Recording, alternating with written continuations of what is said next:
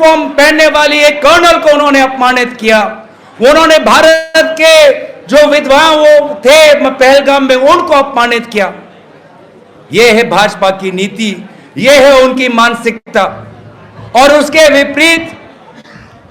विपरीत है कांग्रेस पार्टी। हमारे दल के नेता वो हिमांशी नारवाल के घर पे गए, उनको सहानुभूति प्रदान की। দেশের একজন সফল কর্নেলকে ওরা অপমান করেছে, পহেলগাঁওয়ে যেসব নিরীহ প্রাণ দিয়েছেন তাদেরকে অসম্মান করেছেন। এটাই বিজেপির নীতি, এটাই বিজেপির মানসিকতা। আসাম প্রদেশ কংগ্রেস সভাপতির দায়িত্ব নিয়ে বিহারে কংগ্রেসের জয় হিন্দ সমাবেশ থেকে পহেলগাঁও ইস্যুতে ক্ষমতাসীন বিজেপির বিরুদ্ধে সুর চড়ালেন লোকসভার উপদলপতি জোরহাটের সাংসদ গৌরব গগৈ।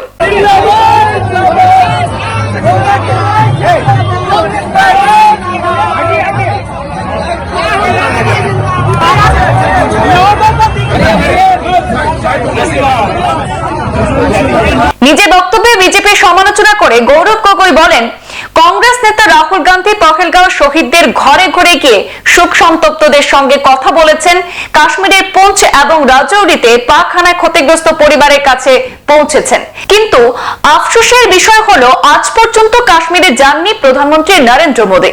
সরকারের বিদেশ নীতিরও কঠোর সমালোচনা করে দেশের আলোচিত সাংসদ গৌরব গগৈ বলেন, সারা বিশ্বের সঙ্গে ভারতের সুসম্পর্ক দাবি করা হয়, অথচ পহেলগাঁও কাণ্ডের এক সপ্তাহের মধ্যেই সন্ত্রাসের মদতপুষ্ট পাকিস্তান IMF থেকে পাহাড় সমান টাকার সহায়তা কিভাবে আদায় করে নিয়েছে, এর জন্য দেশের দুর্বল বিদেশ নীতিকেই দায়ী করেছেন গৌরব গগৈ।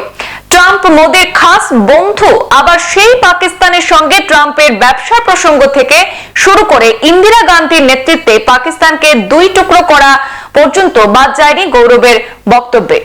আমরা শুনবো গৌরব গগৈ ঠিক কি বলেছিলেন, ওনার মন্তব্য শুনবো সরাসরি। यूनिफॉर्म पहनने वाली एक कर्नल को उन्होंने अपमानित किया। उन्होंने भारत के जो विधवा वो थे पहलगाम में, उनको अपमानित किया। यह है भाजपा की नीति, यह है उनकी मानसिकता। और उसके विपरीत है कांग्रेस पार्टी। हमारे दल के नेता वो हिमांशी नारवाल के घर पे गए, उनको सहानुभूति प्रदान की। हमारे दल के नेता जम्मू कश्मीर गए, अस्पताल में लोगों से मिले। हमारे दल के नेता राहुल गांधी जी उरी गए, पूंछ और राजौरी में जो आक्रमण हुआ, जो गोला बारूदी हुई, उन पीड़ितों से मिले। लेकिन अफसोस की बात यह है साथियों कि देश के प्रधानमंत्री आज भी जम्मू कश्मीर नहीं गए। कितनी दुख की बात है। देश के प्रधानमंत्री अपने आप को विश्व गुरु कहते हैं, दिल्ली में बड़े बड़े G20 की सभा करते हैं, लेकिन हमने क्या देखा कि पहलगाम होने के पश्चात भी अंतर्राष्ट्रीय विभिन्न देशों के सरकार के द्वारा IMF $2.5 बिलियन का आर्थिक सहायता पाकिस्तान को देता है। यह किस प्रकार की विदेश नीति? कहां गया विश्व गुरु की ताकत?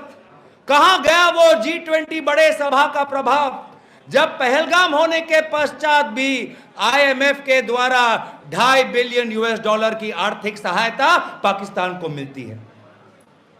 यह दुख की बात है कि वे हवाई अड्डों पर, जिस पर हमारे भारत के जाबाज लड़ाकू जो पायलट थे, जो हमारी मिसाइल थी, जो हमने पाकिस्तान के हवाई अड्डों को एकदम तहस नहस कर दिया, आज IMF के वो $2.5 बिलियन को लेकर पाकिस्तान अपना मरम्मत करेगी, अपने सड़कें बनाएगी, अपने हवाई अड्डों को बनाएगी। मैं पूछना चाहता हूं कि विदेश मंत्रालय क्या कर रहा था? वो क्यों नहीं रोक पाया?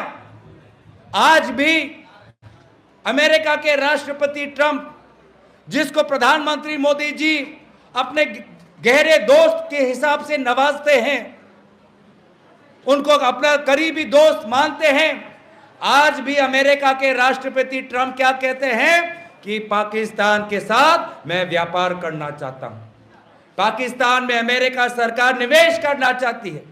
यह है विदेश नीति, यह है विश्व गुरु का प्रभाव। आखिर ये सवालों को भी हमें पूछना होगा। आज लगभग 1 महीने से ज्यादा हो गया है, लेकिन दुख की बात यह है कि वे 4 आतंकवादी जो पहलगाम में आकर दहशत गर्दी की, आज तक हमने उनको पकड़ा नहीं।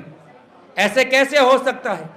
जिस जम्मू कश्मीर में हजारों के तादाद में पुलिस के लोग हैं, आर्मी के लोग हैं, सीआरपीएफ के लोग हैं, जिस जम्मू कश्मीर में बार बार गृह मंत्री अमित शाह जाते रहते हैं, 1 महीना हो गया, लेकिन आज भी वो 4 आतंकवादी फरार हैं। देश जानना चाहता है कि क्या हो रहा है, हमारे आंतरिक सुरक्षा में क्या हो रहा है।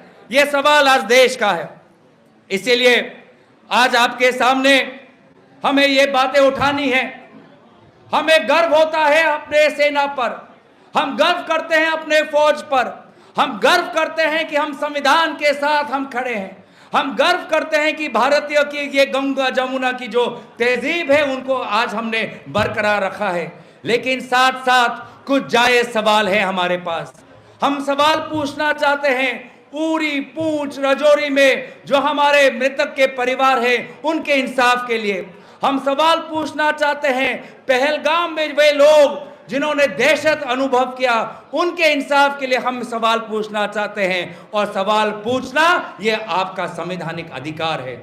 और इसलिए बार बार कांग्रेस पार्टी, राहुल गांधी जी ये मांग करते हैं कि भले ही भारत सरकार विदेशों में सांसदों को भेज रहे हैं, इसमें हमारी कोई आपत्ति नहीं है, लेकिन हमारा यह सवाल है कि जब भारत के सांसद विदेशों में जाकर विदेशों की सरकारों को बताते हैं तो क्यों ना हम सदन में, पार्लियामेंट के अंदर एक विदेश सत्र के द्वारा पार्लियामेंट के अंदर भी सरकार अपने रुख बताए, अपना पक्ष बताए। हम विदेशों को बता रहे हैं, विदेशी सरकारों को बता रहे हैं, लेकिन पार्लियामेंट के द्वारा हम देश को नहीं बता रहे, देश को, सदन को नहीं बता रहे। तो इसीलिए बार बार ये मांग हम कर रहे हैं। आज बहुत से महत्वपूर्ण बातें आपके बीच में कही गई है। आज पूरा देश याद करता है कि किस प्रकार से पाकिस्तान को मुंह तोड़ जवाब हमारे भारत की स्वर्गीय प्रधानमंत्री इंदिरा गांधी जी ने दिया। उस समय भी इंदिरा गांधी जी पर बहुत दबाव था। उस समय में भी अमेरिका के सरकार ने बहुत दबाव डाला था भारतीय सेना पर, भारतीय सरकार पर, लेकिन इंदिरा गांधी जी एक निडर नेत्री थी। इंदिरा गांधी जी एक शेरनी थी। उन्होंने अमेरिका क्या कह रही थी उसको उन्होंने गौर नहीं देके, उसको तवज्जो नहीं देते हुए उन्होंने पाकिस्तान के 2 टुकड़े किए। उन्होंने पाकिस्तान के 2 टुकड़े किए जो आज तक कोई कर नहीं पाया। आज देश याद करता है पंडित नेहरू को, आज उनके मृत्यु तिथि पर याद करता है कि पंडित नेहरू ने किस प्रकार से देश में सामाजिक तनाव होने के पश्चात भी देश को एकजुट रहा। हमारा देश विभिन्न भाषाओं का, विभिन्न संस्कृतियों का, विभिन्न धर्मों का देश। इस देश को भी अगर आजादी के बाद किसी ने एकजुट रखा तो वो पंडित नेहरू और सरदार पटेल जी ने रहा।